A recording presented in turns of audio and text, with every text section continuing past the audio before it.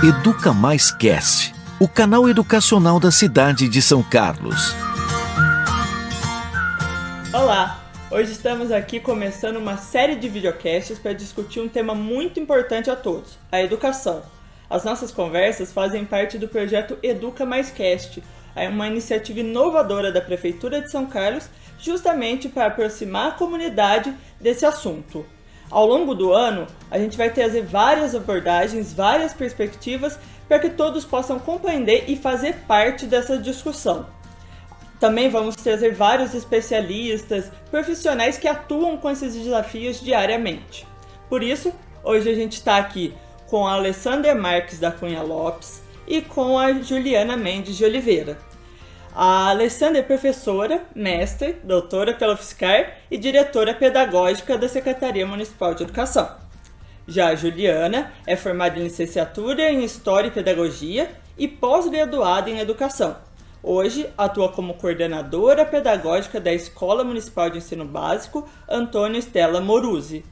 Obrigada, gente, por estar aqui comigo hoje. A gente agradece. Para a gente começar nosso bate-papo, eu queria que vocês explicassem um pouquinho no que consiste a recomposição, né? Em que contexto ela apareceu ou se é um reflexo da pandemia. A recomposição de aprendizagem, ela surge com a pandemia, em um primeiro momento, né, onde se faz necessário reorganizar toda a prática pedagógica. Então, é necessário olhar o currículo, né, que no caso do município de São Carlos é o currículo paulista, né, e verificar quais são os conteúdos essenciais e qualificá-los para que os professores pudessem planejar suas aulas e encaminhar para os estudantes, né, através de site depositório, WhatsApp, entre outros recursos tecnológicos. E também folhinhas, né, que foram entregues também pelas escolas para as crianças que não tinham o acesso à tecnologia, né. Então foi, na verdade, um replanejamento mesmo de todas as ações, né? E depois a gente tem, né, um segundo momento, que é o pós-pandemia, onde a gente tem que articular todas as ações para um recomeço, que foi um grande desafio a todos, né? Então a gente teve que, na verdade, criar um planejamento para o acolhimento dessa comunidade escolar, que envolve professores, estudantes. Nós tivemos que pensar numa avaliação diagnóstica para verificar quais eram os conhecimentos que as crianças tinham, né? Para que a gente pudesse novamente olhar o currículo e qualificar as aprendizagens essenciais para a continuidade, né, do trabalho. Então, a recomposição, ela é um termo abrangente de reconstituir, reorganizar e reconstruir a prática pedagógica, porque nós estamos vivendo um novo tempo, né? Nós tivemos um momento de parada e agora retornando, né, às atividades, de maneira que esse retornar, ele possa qualificar o trabalho para ajudar as crianças em seu desenvolvimento. Desse ponto de vista pedagógico até, Juliana, vai ter uma mudança muito grande na grade curricular? A Alessandra já falou algumas adaptações, ou dá para esperar uma temática que continue aí? Perfeito. Na verdade, não. O currículo ele segue o mesmo. O que é necessário é uma flexibilização. Então, quando a Alessandra coloca toda essa situação, né, da recomposição, uma palavra-chave da recomposição é a adaptação curricular e essa flexibilização. Então, não tem essa necessidade de alterar o currículo, e sim um olhar cuidadoso de gestão de sala de aula, de gestão pedagógica, do coordenador, para saber quais realmente são os conteúdos prioritários, as habilidades e competências no momento para cada ano série. E como que a gente já vê essa abordagem sendo colocada em prática aí na rede pública? Bom, tem várias ações que foram desenvolvidas desde o início, né, que foi esse olhar para o currículo e qualificar quais conhecimentos deveriam ser trabalhados para que as famílias dessem conta mesmo de fazer esse trabalho de processo de ensino e aprendizagem, né, para não mitigar, né, a gente na verdade não parou, a educação acho que foi uma das únicas coisas que não parou nesse momento, né, então teve esse momento de ações, onde também tiveram que ser elaborados decretos, normativas, como a escola ia proceder diante desse novo contexto, né? E também tem as ações que foram realizadas ao longo do processo, e com um retorno também, né? Então são atividades em que o professor tem que, na verdade, fazer avaliação diagnóstica, verificar o que o aluno sabe e, partindo disso, criar um planejamento que vai ao encontro das aprendizagens dos estudantes para que eles pudessem, né, na verdade, dar continuidade aos estudos. Porque muitos conhecimentos, eles foram prejudicados. E cada criança se apropriou mais ou menos de algum conhecimento. Então, é um momento do parar, do resgate. Então, a gente teve uma primeira ação de acolhimento. Depois foi um segundo momento de avaliação diagnóstica, né? E agora a gente está construindo todo um trabalho para que a gente possa efetivamente atuar na aprendizagem desses estudantes, né? Que, querendo ou não, foram prejudicados pelo contexto de pandemia. Isso. Uma ação muito relevante nos 2 anos de pandemia, e essa é a construção do plano de ação.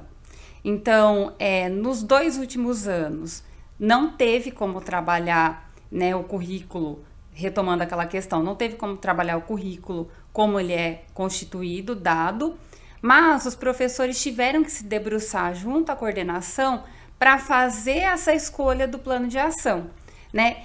E nos 2 últimos anos, conforme a Alessandra disse, teve a ajuda do pai, da avó, da tia, né, que sentou junto com a criança e fez essa atividade. Era permeado por um planejamento e não uma avaliação. Quando as crianças retornam para a unidade escolar, a gente consegue efetivamente avaliar e saber quais as aprendizagens efetivas das crianças. Então, tem a necessidade de um novo plano de ação.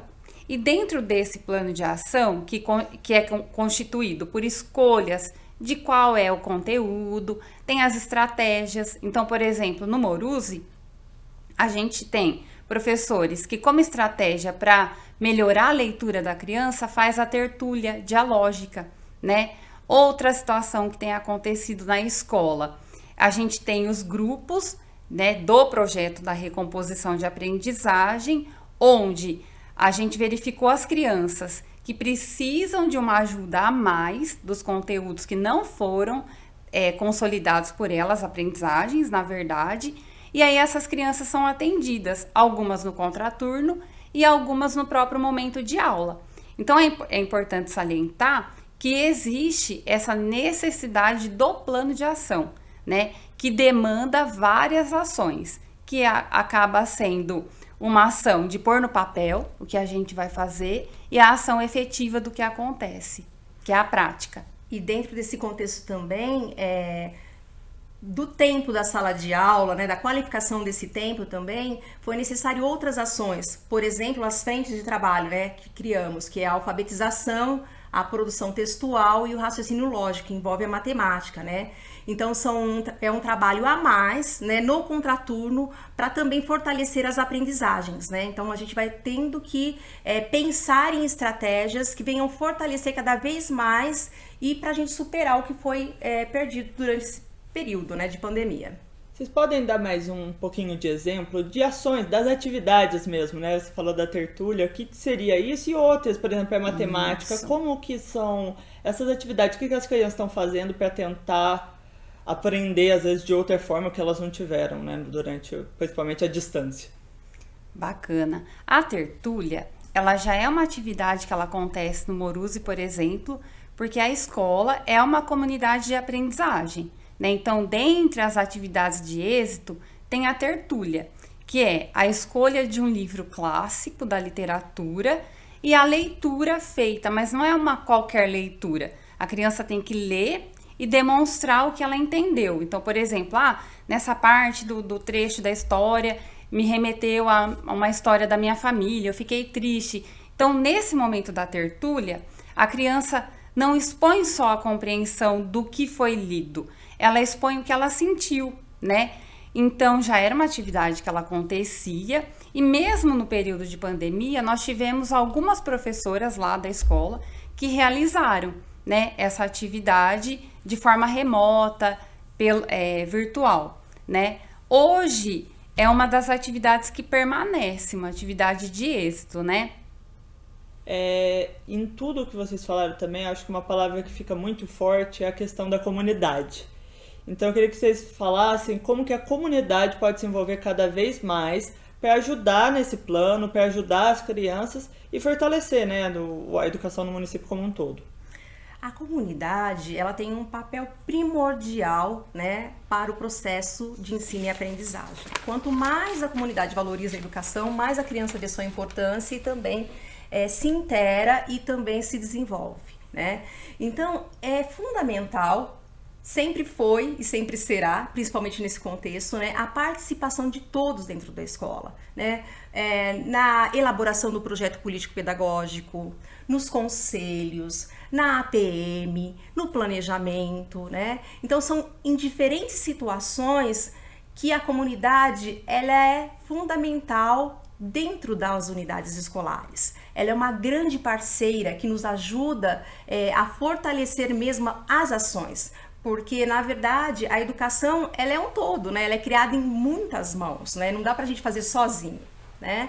Então, dentro desse contexto, a comunidade, ela tem mesmo que estar presente nas escolas. A gente pede para que estejam conosco, para que a gente possa fortalecer e qualificar essas aprendizagens. Maravilha, gente. Eu agradeço muito a presença de vocês, essa conversa comigo. Eu espero que tenha ajudado a esclarecer, mas como eu disse, ao longo desse projeto a gente vai trazer outras perspectivas para cada vez mais esse contexto e essa participação ser possível. Obrigada. Obrigada. Educa Mais Cast. Prefeitura de São Carlos. Compartilhar informação é valorizar a educação.